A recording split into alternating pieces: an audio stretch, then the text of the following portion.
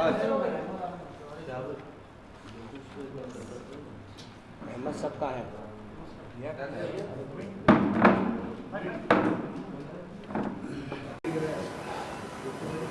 چلیے آغاز کریے۔ السلام علیکم نحمد و نصلی علی رسولہ الکریم۔ آج آپ حضرات کو جس بات کے لیے زحمت دی گئی ہے وہ باتیں آپ کے سامنے رکھنے کی میں کوشش کر رہا ہوں تاکہ آپ کو یہ معلوم ہو کہ امارت ملت اسلامیہ آندھرا پردیش یہ تقریباً 60 سال سے الحمدللہ یہ خدمت انجام دے رہی ہے، اور اس کے تحت پہلے اصلاح معاشرہ کے پروگرام چلتے تھے اور الحمدللہ آج بھی چل رہے ہیں۔ اس کے ساتھ ساتھ یہ بھی ہمارا ارادہ ہے کہ مزید ان کاموں میں اضافہ کیا جائے۔ چنانچہ پہلی بات تو یہ ہے کہ اصلاح معاشرہ کے جلسوں میں ہمارے 3 اہم جلسے ہوا کرتے تھے، اور یہ مرکزی جلسے جامع مسجد چوک میں ہوا کرتے ہیں، لیکن 1 سال لاک ڈاؤن کی وجہ سے یہ جلسے نہیں ہو پائے، اور شاید لوگ اب یہ جلسوں کو پھر وہی شوق اور ذوق سے ان کو آنے کی ترغیب دینا بھی ہے، اور ساتھ میں ان کو یہ احساس دلانا بھی ہے کہ آج تک جو بھی حالات ہو رہے ہیں یہ ہمارے بچیوں سے دین سے واقف نہیں ہونے کی وجہ سے، بچوں کو دین سے آپ واقف نہیں کرانے کی وجہ سے آج بے رحمانی کا شکار بچے بنے ہوئے ہیں، اور ایسے راستوں کو اختیار کر رہے ہیں جو ہم کو اور خصوصاً ہمارے مسلمان بچے ایسے چیزوں میں مبتلا ہو گئے ہیں کہ شراب ہمارے پاس نوجوانوں کے پاس عام ہو گئی ہے، نشہ آور چیزیں وہ بآسانی اپنے استعمال کر رہے ہیں اور بآسانی ان کو مل رہی ہے۔ اسی انداز سے جو بھی آج کل کے حالات میں بچیوں کے جو ہمارے دوسرے مذہب والوں کے ساتھ روز بروز جو حالات پیدا ہو رہے ہیں وہ بھی آپ کے سامنے ہیں، وہ بھی کوئی مخفی بات نہیں ہے۔ لیکن یہ معراج کے جلسے، برات کے جلسے، شب برات، شب قدر، شب معراج جو جلسے رہتے ہیں ایک مرکزیت رکھتی ہیں، اور الحمدللہ یہ سالوں سال سے ماشاءاللہ 110 سال سے یہ کام کر رہے ہیں، اور یہ میرے دادا جان نے آغاز کیا تھا، پھر میرے والد ماجد نے وہ پروگرامہ کیے، پھر اس کے بعد ماشاءاللہ آج وہ میں اللہ تبارک و تعالیٰ مجھ سے یہ کام لے رہا ہے۔ اسی انداز سے میرے عزیز بزرگوں اور ناظرین کرام، آپ کو یہ بھی بتا دوں کہ ہر ہفتہ یہاں اصلاح معاشرہ کے لیے درس قرآن بھی ہوتا ہے، وہ بھی 10:30 بجے رات رکھی جاتی ہے، تاکہ آپ لوگ پورے اپنے کام کو انجام دے کر یہاں آئیں اور لوگوں کے ساتھ بیٹھ کر کھل کر اپنے دینی معلومات حاصل کریں۔ آپ مسائل پوچھ سکتے ہیں اس میں، اور آپ اپنے جو بھی گھر کے حالات ہیں وہ بھی رکھ سکتے ہیں، اور اس سلسلے میں ہم نے بیت المال کے قیام کو بھی عمل میں لایا،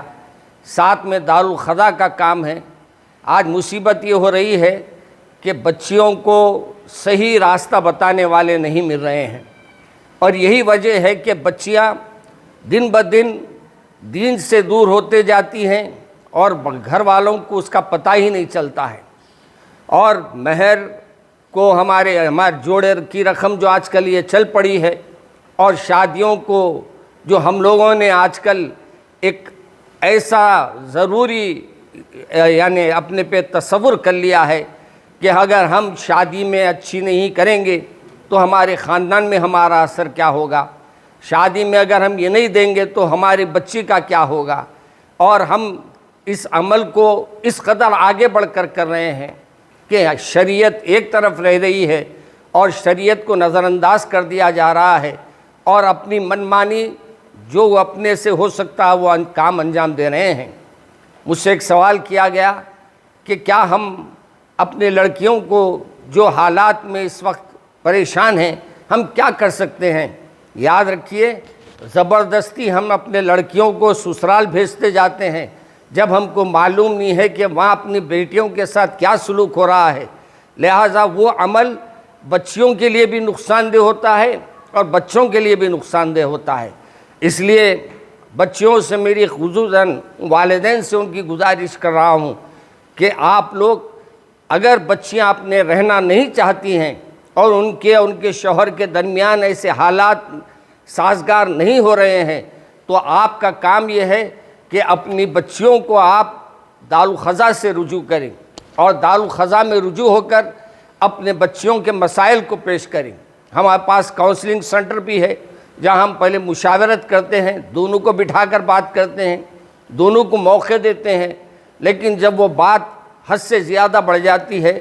تو پھر ہم ان کو مشورہ دیتے ہیں کہ بھائی اس کام میں اب آپ آگے مت بڑھیے۔ یہ حالات اس وقت اتنے خراب ہو چکے ہیں کہ ہم زبردستی بچیوں کو اپنے سسرال بھیجنا چاہتے ہیں، جبکہ سسرال میں وہ مقام وہ مرتبہ ان کو نہیں مل رہا ہے۔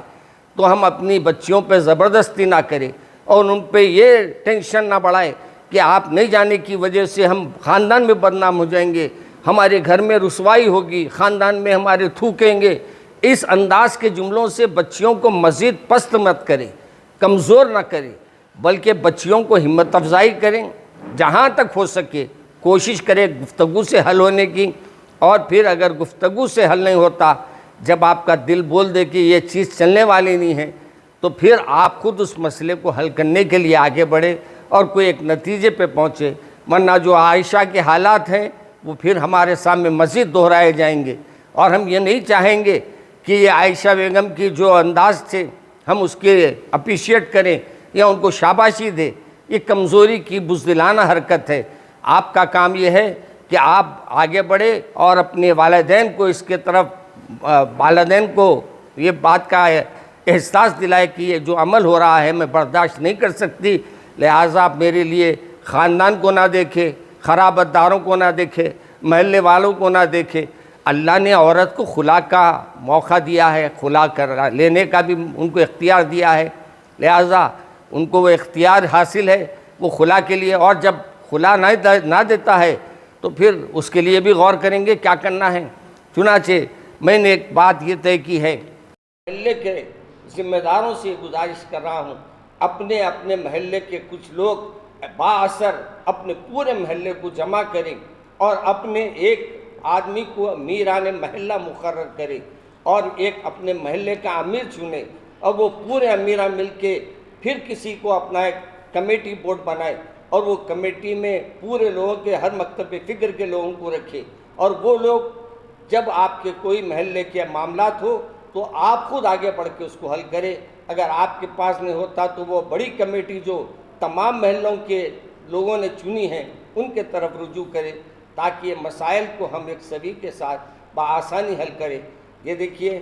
ہمارے پاس یہ بھی مصیبت ہے کہ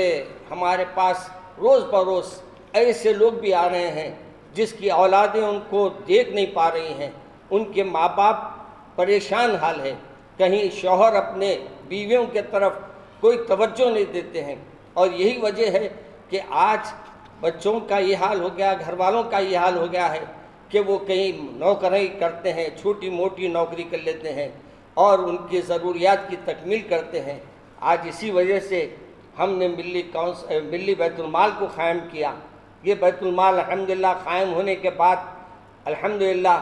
آج بھی تقریباً 70 بیواؤں کو امداد دے رہا ہے، اسی طریقے سے میڈیکل دواؤں کی فراہمی کر رہا ہے، اور اسی طریقے سے ہمارے ملی بیت المال کے ذریعے ہم وہ لوگوں کی امداد کرتے ہیں جو دواخانوں میں ہیں، ان کے پاس جاتے ہیں، ملاقات کرتے ہیں، اور ان کے لیے جو کچھ ہمارے پاس اہل خیر جمع کرتے ہیں ان تک پہنچانے کی کوشش کرتے ہیں۔ میرے عزیز دوستو اور میرے ناظرین، آپ ایک بات ذہن میں رکھیے، یہ خاموشی سے آپ جو کام کرتے ہیں، بلکہ میں ہر شخص سے آج اپیل کروں گا کہ وہ کبھی کوئی دواخانہ چلے جائے، اور آپ کو اپنے اللہ کا پیدا کیا ہوا، جو آپ کو پیدا کیا ہے اللہ نے، وہ جسم آپ کو جب ملے دیکھیں گے اور وہاں بیماروں کو دیکھیں گے تو آپ کو ایک تو یہ قدر ہوگی کہ اللہ نے آپ کو کتنی اچھی زندگی دی ہے۔ وہیں آپ ایک کام کیجئے، کسی غریب کے پاس جہاں کوئی بیٹھے ہوئے نہیں ہیں اس کے پاس بیٹھ کر اس کے کچھ ہاتھ میں پیسے دے کے چلے جائیے، شاید آپ کے 150 روپے سے اس کی علاج میں بڑی سہولت ہو۔ آج کل نام کے دواخانے ہیں، کام کے لیے تو ہم کو اپنا ہاتھ کھولنا ہی پڑتا ہے۔ الحمدللہ یہاں سے بے سہارا بیوائے خواتین کو وظائف دیے جاتے ہیں، اور مستحقین میں اور غربا میں اور یتیموں میں ان کی ضروریات کی تکمیل کی جاتی ہے۔ اور ہمارے پاس یہ بھی ہم نے طے کیا ہے کہ جو لاوارث میتی ہوتے ہیں ان کے لیے بھی ہمارے پاس سے ان کی آخری رسومات کے لیے اگر ضرورت ہم کوئی آتا ہے تو ہم اس کی بھی تکمیل کے لیے کوشش کر رہے ہیں۔ اور یہ تمام چیزیں اسی وقت ممکن ہیں جب آپ حضرات کا تعاون ہو، جہاں اخبار والوں کا تعاون ضروری ہے، جہاں پریس کا تعاون ضروری ہے، وہیں عوام کا بھی تعاون ضروری ہے۔ دو طریقے سے ضروری ہے، ایک یہ کہ جو غریب ہے،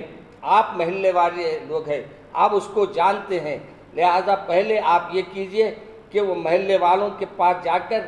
ان سے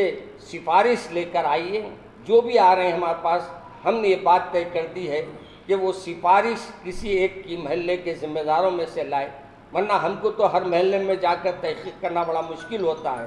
تو ہم نے یہ کام کو اس انداز سے کیا ہے۔ اور یہاں اہم بات یہ ہے کہ انشاءاللہ اب ہم رمضان کے سلسلے میں بھی ہم نے یہ طے کیا ہے کہ ہم رمضان میں لوگوں کے لیے اپنے جو کچھ ہو سکتا ہے چاول وغیرہ اور ان کی ضروریات کے لیے ایک مہینے کا ہم راشن کا انتظام کریں گے۔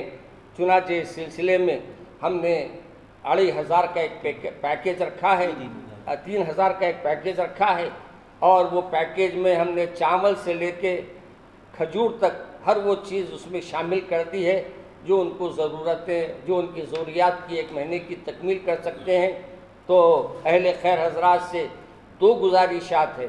یا تو آپ یہاں آئیے،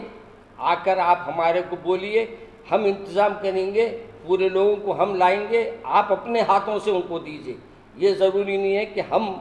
خود دیں، آپ خود آ کے دے سکتے ہیں۔ اور دوسرا یہ ہے کہ آپ اگر اپنے طرف سے اناج پہنچا دیں تو ہم اناج ضرورت جس کو ہے ان کو محلے میں ہم ٹوکن دیں گے، وہ ٹوکن لے کر آ کر دیں گے، تو پھر وہ ٹوکن کے ذریعے ہم ان کو اناج دیں گے۔ ابھی آپ فرمائیں گے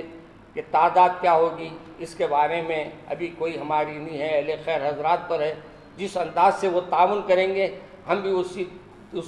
اسی انداز سے دل کھول کر ان کا تعاون کریں گے۔ میں آپ تمام کا مشکور ہوں، اور میرے ناظرین سے بھی میری گزارش ہے، میں نے دل کھول کر اپنی باتیں آپ کے سامنے رکھ دی ہے۔ اب آپ کچھ سوال چاہے تو مجھ سے کر سکتے ہیں، مگر ساتھ دینے والے ساتھ دینے تیار نہیں ہیں تو میں اکیلا کیا کر سکتا ہوں؟ میری جتنی میں کوشش کر سکتا ہوں برابر کرتے رہتا ہوں۔ ہر جلسے میں جہاں میں جاتا ہوں، آپ کو اللہ کو گواہ رکھ کر کہہ رہا ہوں، وہاں لوگوں سے میں اس بات کا وعدہ لیتا ہوں کہ سیدھی شادی کریں گے اور جوڑے کی رقم نہ لیں گے اور جہیز کا مطالبہ نہیں کریں گے۔ اور الحمدللہ جہاں میں اضلاع میں جاتا ہوں، جہاں بھی شہر میں میرے واعظ ہوتے ہیں، وہاں نوجوانوں کو اگر میں دیکھتا ہوں وہ موجود ہے تو میں برابر ان سے وعدہ لیتا ہوں کہ آپ ہاتھ اٹھا کر اللہ سے اس بات کا عہد کریں کہ ہم جوڑے کی رقم نہیں لیں گے، ہم کوئی ایسا عمل نہیں کریں گے جو غیر شرعی ہے۔ مگر اس کے باوجود مجھے افسوس یہ ہوتا ہے کہ میں ایک کتنا بول کے کر سکتا ہوں۔ انشاءاللہ میرے ساتھی ہمارے ساتھ جڑ جائیں گے تو انشاءاللہ، اس لیے میں نے کہا کہ میران محلہ، ہر محلے کی ایک کمیٹی بن جائے اور وہ لوگ یہ طے کر لیں کہ جو ہمارے محلے میں جہیز لے گا ہم وہ تمام محلے والے اس کا بائیکاٹ کریں، کہ وہ گھر بھرنے کے لیے اپنی بیوی کے ساتھ مطالبے کرتے ہیں۔ اور ایک بات یاد رکھیے، ایک وقت آپ ان کی مانگ کو پوری کر دیں گے تو زندگی بھر کا داغ لگا دیں گے، اور یہ زندگی بھر یہ بھکاری، اپ ٹو ڈیٹ بھکاری ہے یہ، ग्रेजुएट भिखारी, डॉक्टर भिखारी, इंजीनियर भिखारी, उनकी अम्मा भी वही अप टू डेट भिखारी रहते हैं, क्योंकि उन्हें ये समझता मैं 5 लाख दे के बच्चे को डॉक्टर बनाई, लिहाजा 5 लाख ससुराल वालों से निकालूंगी। ये जुल्म है, से मुहिम चलना पड़ेगा। और मैं बारहा हमारे वालिद माजिद रहमतुल्लाह अलैह के ज़माने में हर महल्ले में एक मीरान महल्ला रहता था। मीरान महल्ला यानी पूरे महल्ले वाले मिलकर एक को अपना अमीर चुनते थे। वो अमीर हमारी अमारत से जुड़ता था और फिर हम यहाँ एक बोर्ड बनाए थे, उस बोर्ड में पूरे बैठकर सालाना हमारा इजलास होता और हर महल्ला हम अपने महल्ले के लिहाज से उनके तरीक़ेकार, उनके मामलात को किस अंदाज से हल करना वो हम सोचते थे। आज वो बात रही नहीं, हमारे पास यूनिटी नहीं है, हर कोई अपनी अपनी चलाने के चक्कर में है। अब यहाँ हमारे पास यूनिटी नहीं है तो हम करेंगे क्या?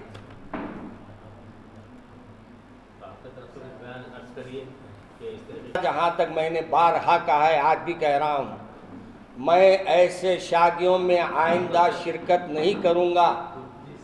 जहाँ जहेज़ लेंगे, जहाँ जहेज़ का मुतालबा होगा, जहाँ जोड़े की रकम ली जाएगी, जो शादी खानों में पैसे खर्चेंगे और जो शादियों में पैसे खर्च के खाना खिलाएंगे, उन तमाम शादियों से बाइकाट करूँगा। और ये भी मैं कह रहा हूँ कि बाज़ लोग आजकल दोगला काम कर रहे हैं, दोहरी चाल चल रहे हैं। दोगला क्यों बोलूँ मैं, दोहरी चाल चल रहे हैं। मस्जिद में निकाह हो रहा है और जोड़ा नगद हो रहा है और शाम में नौशा बनसवर के बैंड बाजे के साथ आ रहे हैं। मेरे को अफसोस होता है कि मस्जिद में रख के क्यों आप मस्जिद के तक़द्दुस को बर्बाद करते, आप वहीं शादी करिए। मैं ऐसे खुतबों को भी नहीं पढ़ूँगा जो रातों में किसी जगह डिनर उनका है, खाना उनका है, तो वो ऐसी शादियों में मस्जिद में भी रहे तो मैं उनके पास नहीं जाऊँगा इंशाअल्लाह। उन्होंने अपने कंट्रोल में है और माशाअल्लाह उनके सदर खाजी साहब जो डायरेक्शन दिए उन्होंने वो अमल करते और सदर खाजी साहब भी माशाअल्लाह बहुत बाइख्तियार है और वक्फ बोर्ड वालों के पास वक्फ बोर्ड वालों की कोई अहमियत उनके पास नहीं है। ऐसी खदात हो, मैं तो कह रहा हूँ, बार बार कह रहा हूँ, जैसे आप जो उसके महर की रकम लिखते जो वो देता नहीं, नगद देता नहीं, झूठ बोलता है महर देने, वैसे निकाह भी नहीं होते। मैं तो बारहा अपनी तकरीरों में कहा हूँ, जो महर का मुतालबा करते हैं और जो महर के बारे में कहते हैं कि हम बाद में देंगे और बाद में देने की नीयत नहीं है तो वो बच्ची भी उसके लिए जायज़ नहीं है। और फिर ये भी मैं कहता हूँ, जब आप महर का जिक्र उसमें करते तो एक नीचे मोहर मारो, बोलिए सदर खाजी साहब को जोड़ा कितना ले रहा, वो भी एक मोहर लगा के वो भी लिखो, बोलिए। जब मैं मानूंगा कि जो शादी करने वाला है वाकई वो अल्लाह से डरने वाला है। आपकी जो मुहिम है हर मोहल्ले में पतों से या किसी और से नहीं, वो अपने काम करते हैं और उनको अपने काम करने दीजिए। ये सिर्फ और सिर्फ मजहबी कमेटी रहेगी, सिर्फ शादियों पे कंट्रोल करने की कमेटी रहेगी और इस्लाह माशरा की कमेटी रहेगी। इसमें कोई ऐसी, और मैं ये बात साफ कह रहा हूँ कि आप तमाम उलमा को बोल दीजिए, हमारे महल्ले की मस्जिद में आपका जलसा रखे हैं या कोई अकीदे की बात नहीं होगी, सिर्फ और सिर्फ इस्लाह माशरा की बात कीजिए और चले जाइए। इंशाअल्लाह हम सब मिलकर सिर्फ इस्लाह माशरा की मुहिम चलाएंगे तो फिर इंशाअल्लाह हमारे को एक दिन कामयाबी ज़रूर मिलेगी।